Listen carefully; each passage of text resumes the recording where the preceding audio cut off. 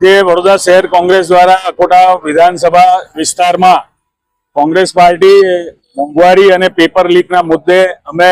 પ્રજાની જનજાગૃતિ માટે આંદોલન કરી રહ્યા છે ત્યારે હું ચોક્કસ કહીશ કે પ્રધાનમંત્રીએ 2014માં જે 30 દિવસ ને 50 દિવસ ને 100 દિવસના વાયદા કર્યા હતા એ આજે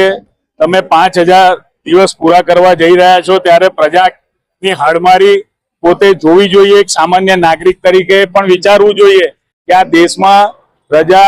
જે પ્રમાણે મોંઘવારીનો માર ઝેલી રહી છે, જે પ્રમાણે ભ્રષ્ટાચારનો માર ઝેલી રહી છે, જે પ્રમાણે પેપરો લીક થાય છે, જ્યારે ઘરનો એક વ્યક્તિ ડોક્ટર બનવાનો હોય છે ત્યારે એની જોડે ઘરના 3-4 લોકોના સપના પણ જોડાયેલા હોય છે અને આ પ્રમાણે જો પેપર લીક થતા હોય અને ખોટી રીતે કોઈ ડોક્ટર જો બની ગયા આ દેશની અંદર 22 લાખ લોકો પરીક્ષા આપતા હતા। આ બધી જ ગંભીર બાબતોને ધ્યાનમાં લઈને કોંગ્રેસ પાર્ટી આજે ધરણા પ્રદર્શન કરી રહી છે।